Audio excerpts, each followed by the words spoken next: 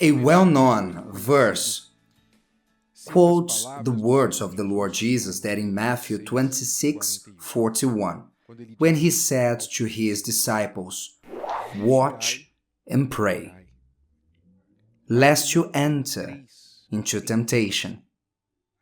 The spirit indeed is willing, but the flesh is weak."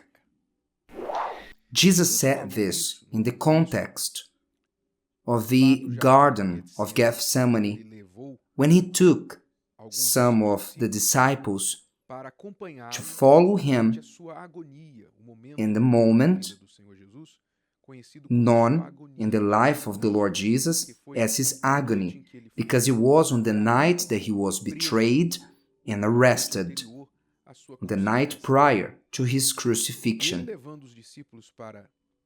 And when he took the disciples to follow him, his soul was full of sadness until death, and he asked that support from his disciples.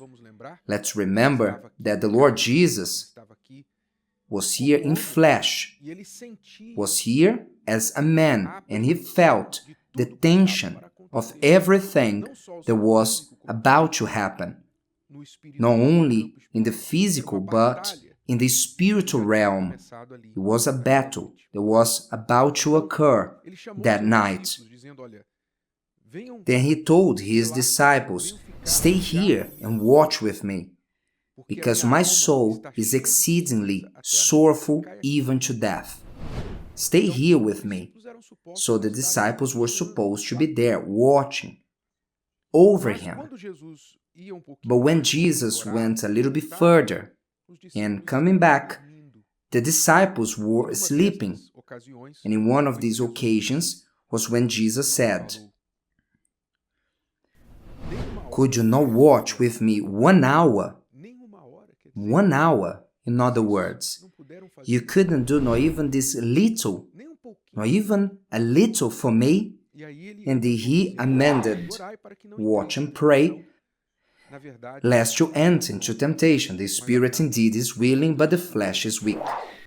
So here we have many practical daily lessons on how to deal with lives, how to deal with temptation, problems, with our flesh, with things that surround us and are threatening us. Here are lessons for you and me for life. The first thing that we learn here is the importance of watching.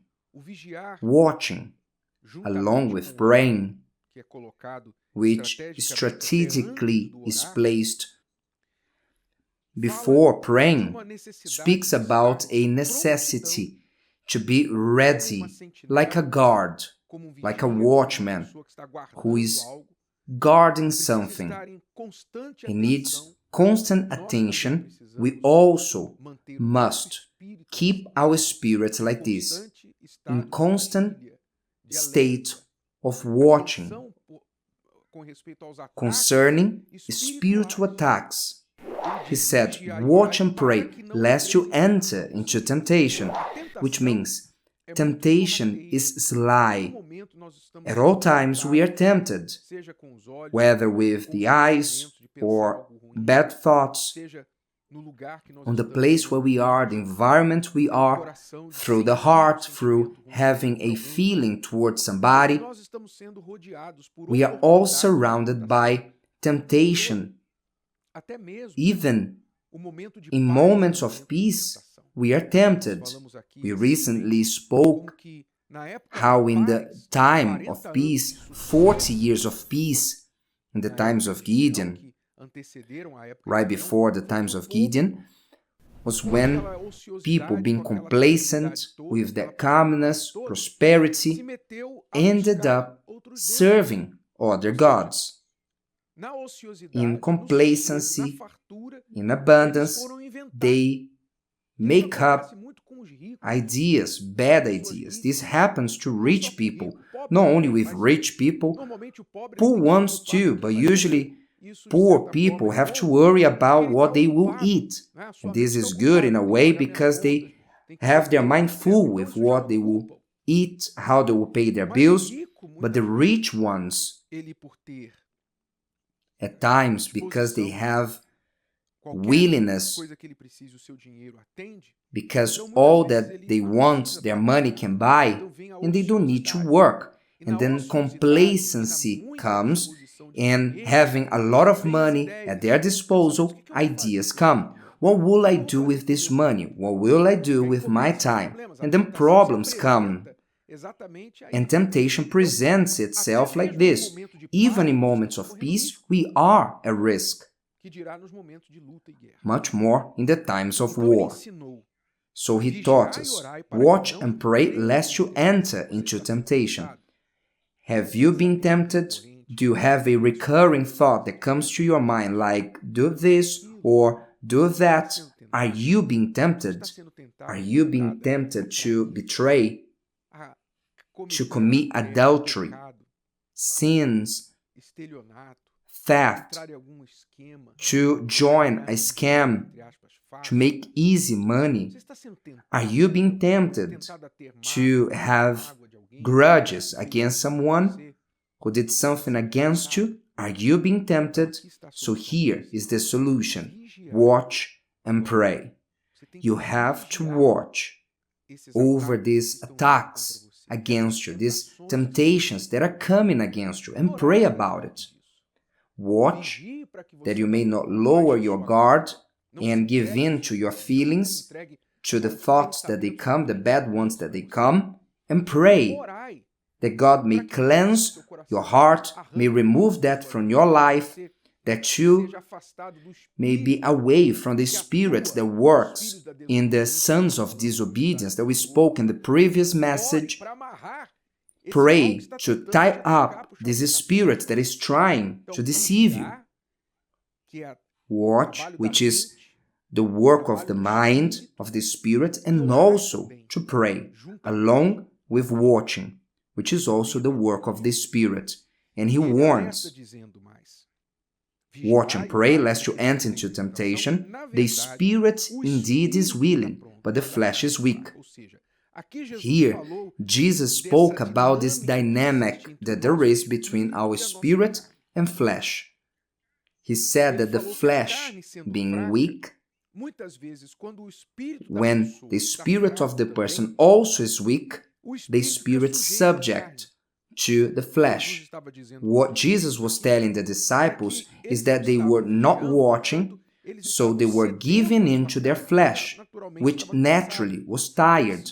Certainly they had a tiring day, and at that time of the night, the disciples were leaning against a tree. And you know, the silence of the night, feeling tired, they slept, is what the flesh was asking and needed in that moment.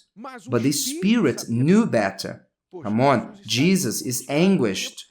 Jesus has told them. It was not a secret, because they saw and heard from Jesus that his soul was anguished until death. What do you do when a friend of yours, a close friend, is like this? Do you turn your back and say, it's okay, your soul is anguished, and you go to sleep? No, you go to help the person, even more if this person is Jesus. Am I right? But the disciples were overcome by the flesh.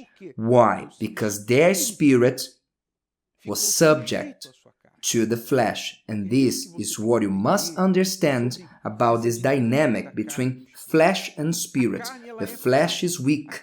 It gets tired. It asks for things. It asks for bed, more food than you need, complacency, idleness, asks for forbidden desires, asks for adultery, things that you shouldn't be doing and will harm you.